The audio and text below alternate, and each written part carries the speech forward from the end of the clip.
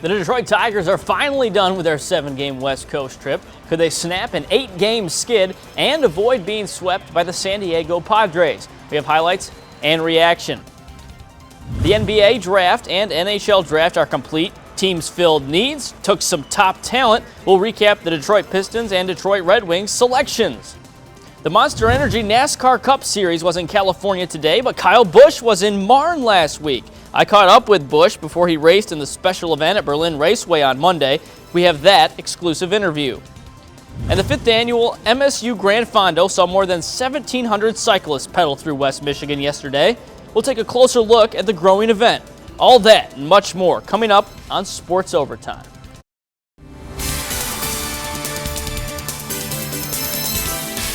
Welcome to Sports Overtime. I'm Zach Sapanik. When Donovan Brazier failed to qualify for the 800-meter semifinals at last summer's Olympic trials, there was sure to be some doubt that crept into the back of his mind. Brazier put that to rest today, however, at the USA Track and Field Outdoor Championships. Brazier, the Kenowa Hills product, racing in the 800-meter final out in Sacramento. He settled in right from the get-go, caving in on the lead pack in the first lap.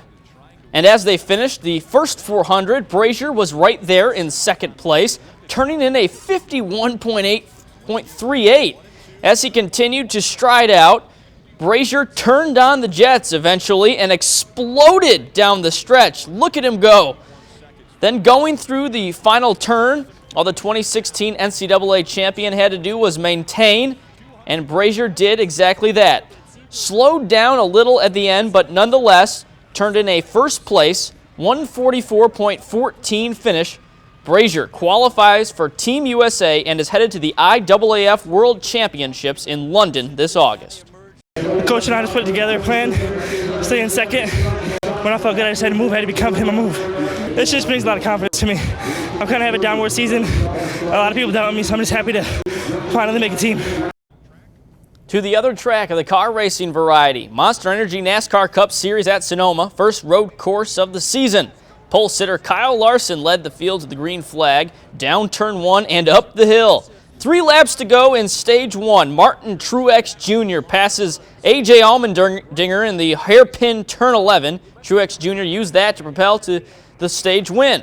13 laps to go in stage 2. Jimmy Johnson creeping up on Denny Hamlin. The number 48 dives low, makes the pass at popular turn 11, and because Truex Jr. had to pit, Johnson inherited the lead. He won the stage, his first mid-race victory this season. Then with 23 to go, Truex Jr. on pit road, heading to the garage though, the 78 Toyota done due to power issues after leading the most laps. Down the stretch, it became a gamble on fuel or miss out. Kevin Harvick right there was able to conserve and pull away, winning the Toyota Save Mart 350 under caution. Clint Boyer finished second and Brad Keselowski came in third. West Michigan Whitecaps and Lansing Lugnuts met up today for the final time in their 4-game series. The Whitecaps had a distinct home field advantage this afternoon as someone let the dogs out at Fifth Third Ballpark. Man's best friend enjoying some baseball and popcorn. Bottom 1, Lugnuts up 1-0. Josh Lester, though, mashes. Solo shot to right center off the Pepsi Stadium Club deck. Game was tied at 1. And the Huskies like what they see. Bottom 8 now, squared at 2. Lester grounds out to first, but Chad Cedillo beats the throw home. Whitecaps jump on top, 3-2. Golden Retriever getting in the action this time. Shortly after, Austin Athman through the right side. Base knock scores David Gonzalez, as well as Anthony Pereira. Whitecaps sweep the Lugnuts thanks to a 5-2 victory. Also the Caps' 9th straight win. I'll be honest, I don't say anything. You know, they just let them do their thing, let them play. They enjoy playing baseball, and there's a lot to be said about that. And they truly enjoy coming to the park, getting here early, playing hard. And, you know, they're just living in the moment right now, and I'm just happy to be around them. Solid defense, timely hitting, and good pitching. You know, the old cliche, but I'm proud of it. It's a 4-game sweep. That's hard to do. Very hard to do, and I'm just proud of the guys.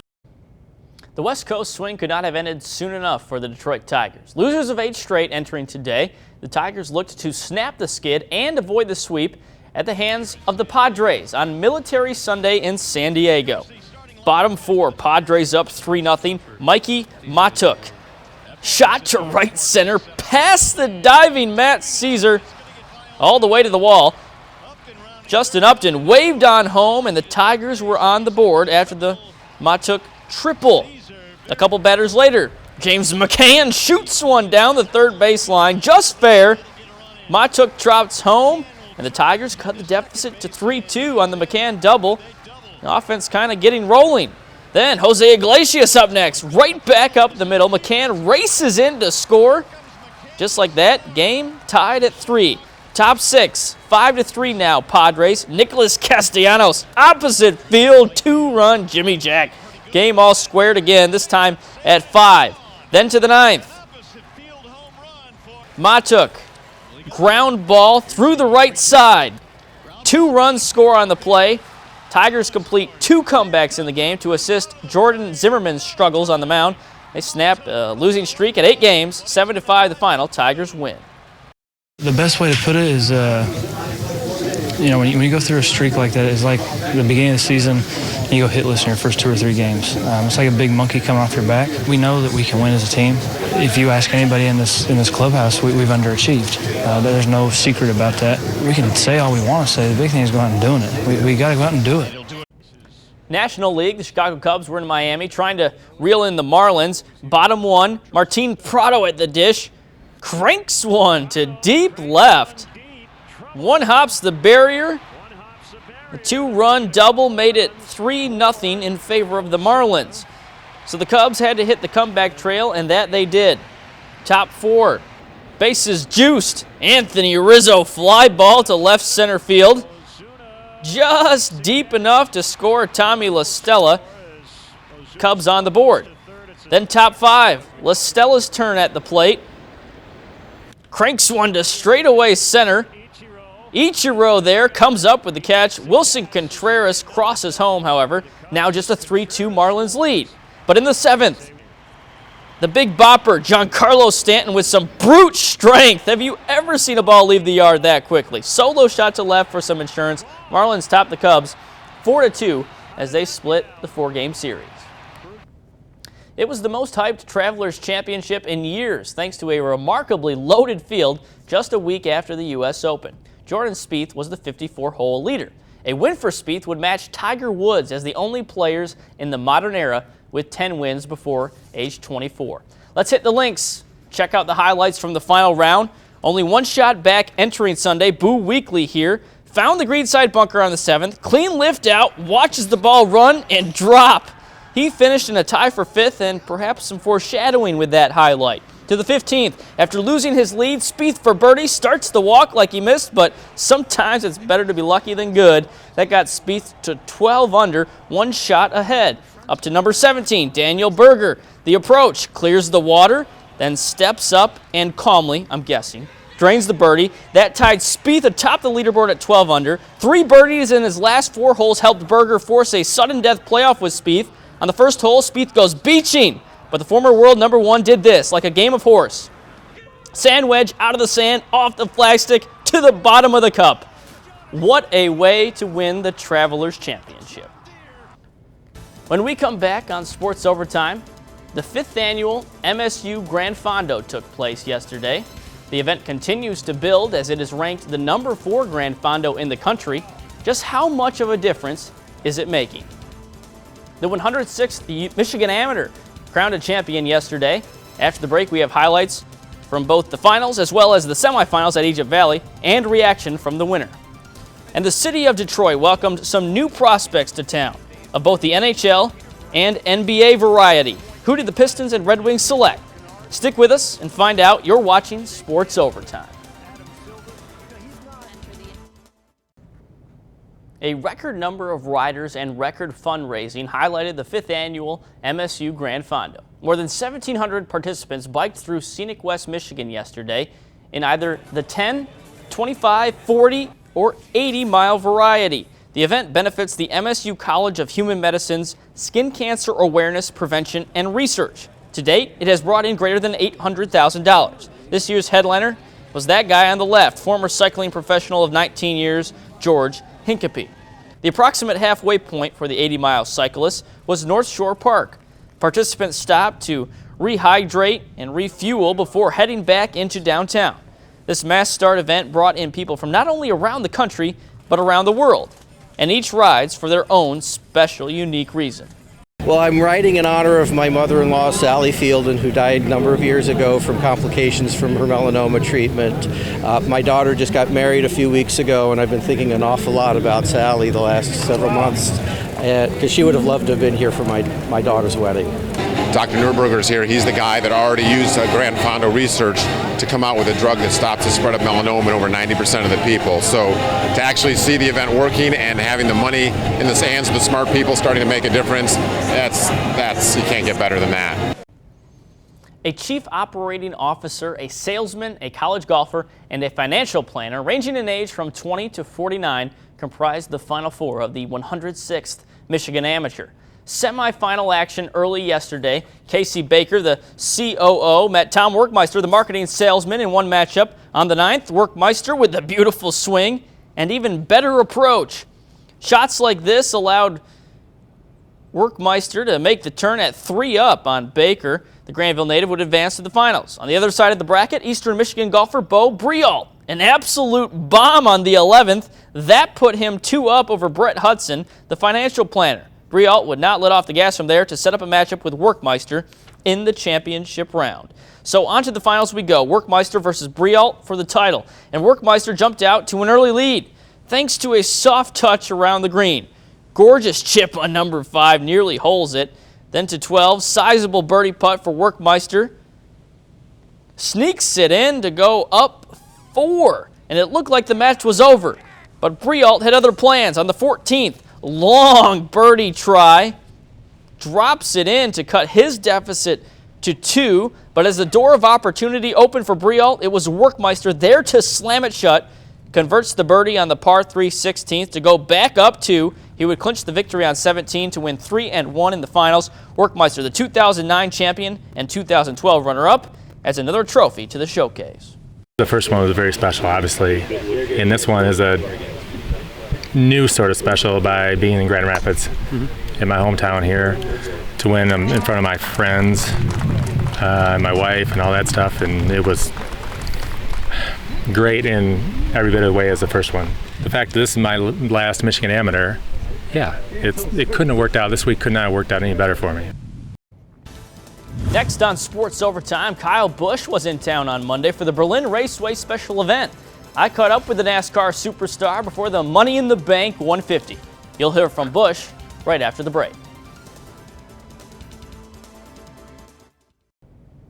A week ago, Kyle Busch was at MIS competing in the Firekeepers Casino 400. The very next day, he was in Marne for the special event Money in the Bank 150 at Berlin Raceway. Before the race, I caught up with the 2015 NASCAR Sprint Cup Series champion to get his thoughts on the track, his season on the circuit, and much more. It's always fun. I enjoy the chance to come out to Berlin Raceway. I've been here a few times and we've had some pretty good success out here, so we'd like to keep that going. Toyota Camry back there is running pretty good, so hopefully we can keep these regulars, we call them, behind us and go for a win. Some success here, but also some success on the big circuit this season. Take me through what the season has been like for your team and yourself personally. Ultimately frustrating. Every single week it seems like there's a new way to lose a race. So, we just keep fighting, keep having fast cars. Our cars are really, really good, and we've been up front most of the times. It's just pit strategy, not having the right amount of tires, not being in the right spot at the right time, being on the low line on restarts, anything you name it. We've had it happen to us this year. So hopefully we can just keep the speed in our cars, and eventually, they say the wins will come. What is it about Berlin Raceway that makes it such a unique track for race fans, especially in this area? This is probably one of the most challenging racetracks that I ever get a chance to race on, so I enjoy coming to Berlin and having a good time. The guys here always treat us great. They're always real nice. The fans are awesome, and coming back and having my chance of going for 4 in a row and Eric Jones having his chance for going for 3 in a row, we'll see who can come out on top. What's the excitement level when you come to Michigan and you can participate in the Firekeepers Casino and then come over here? Kind of just a jam-packed weekend for you, but still has to be some fun up here. It is. It certainly is fun. The weather's been great, and anytime you can have that, and it's been Father's Day weekend, so this is my Father's Day gift, wanting to come out and play on Monday night, have some fun here at Berlin Raceway. But overall, it's just a neat experience, and everything with the weekend being the way that it is and being able to line up those races like that. Awesome. Any family out here for you for the weekend with Father's Day and everything? I just have my wife and my son. They're here, so hopefully everybody else too, and we can enjoy a great night of action here at Berlin Raceway. Let's recap the race now. Busch, along with Monster Energy Cup Series rookie Eric Jones, the big names for fans on a Monday night at Berlin.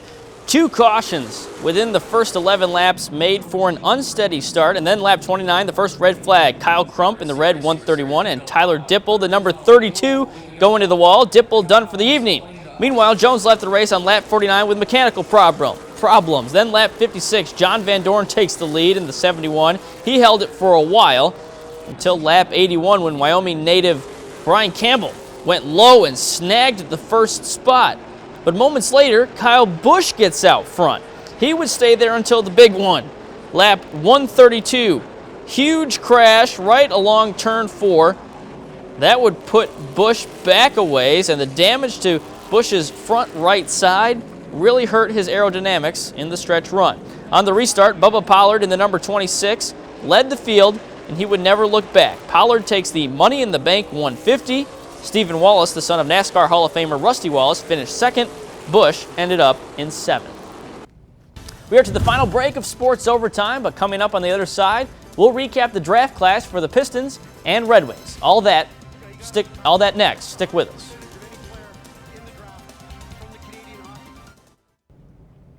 With the 12th pick in the NBA draft on Thursday, the Detroit Pistons selected Duke sharpshooter Luke Kennard. On Friday, they introduced their new shooting guard. Pistons head coach and president Stan Van Gundy spoke glowingly about Kennard's offensive prowess and his ability to score in a variety of ways. The 2-time Mr. Basketball in the state of Ohio scored more points in his high school career than LeBron James. As of right now, Kennard checks many of the boxes for the Pistons in terms of their needs on the offensive end. First off, playing for Coach K was amazing. I love that he was that way with me. I felt like I learned something new every day from him, on and off the court. He was hard on me. He was always talking to me, always teaching me. I'm successful in an environment like that. And to play for a coach that, approaches things in a similar way, I think I can be really successful. I look at Luke as, pretty classic 2-guard in this league, which I think is good. I think the flexibility that Luke provides is, he's a playmaker. Midwestern kid, so it's nice to be around home. And like I said, it's only a few hours away. I know my parents are thrilled about that. I'm thrilled about it. I know my hometown is thrilled about it. I know we mentioned to coach that they got a new fan base. We haven't had a lot of secondary ball handlers on the floor, so it's really fallen to our point guards to make all the plays off the dribble and things like that. And with Luke, that won't be the case. I mean, he's a guy who can, you can put the ball in his hands and he can make plays for himself and other people. Meanwhile, University of Michigan product DJ Wilson is headed across Lake Michigan to join the Milwaukee Bucks. He was selected 17th overall in the draft. Wilson will be introduced in a press conference tomorrow. Even with the wait, the Bucks brass are ready for his arrival and see plenty of ways to utilize his talents. Jay coaches in a way where guys are switch candidates, where they play multiple positions, have multiple skills. But when we looked at DJ, we saw a player that we felt could play the 4, maybe someday as he matures and gets stronger, play the 5, has the offensive skill set to play the 3. So we really see a lot of positional versatility with DJ. Every NHL draft from 2006 to 2016 saw the Detroit Red Wings select at least one player who went on to win a Calder Cup with the Grand Rapids Griffins. First round was Friday night. Ken Holland and the Red Wings with the number 9 overall pick. They had not picked in the top 10 since 1991. Nonetheless, that is where they selected center Michael Rasmussen. In 50 games this season with Tri-City of the Western Hockey League, the 6-foot, 6-inch Canadian scored 32 goals, including 15 on the power play. Yesterday featured rounds 2 through 7. In the second round, the Red Wings went defense, taking Gustav Lindstrom. Then in round 3, they had 4 more selections. Kasper Kotkaniemi, Lane Zablocki, and Zach Gallant went 71st, 79th, and 83rd overall, respectively. The Red Wings' final pick of the third round was Keith Petruzzelli of the Muskegon Lumberjacks with the 88th overall selection. Petruzzelli led USHL rookies in wins and save percentage while posting a .240 goals against average. The goaltender will be a freshman at Quinnipiac come this fall. And finally, here's a glance at who the Red Wings picked up in rounds 4 through 7. One of the names that stands out is Jack Adams, as he led the USHL in scoring with the Fargo Force last season. 3 more defenders on the list as well. We are down to the final seconds of Sports Overtime. On behalf of the entire production crew, I'm Zach Sapanik. Thanks for staying up late with us. This is the kind of running people expected to see from Brazier, but it seemed to have gone away since that NCAA victory. Has he got enough left in the tank? Less than 100 meters. Donovan Brazier pulling away now. Brazier separating himself. Isaiah Harris coming up for second. Brazier gets the win.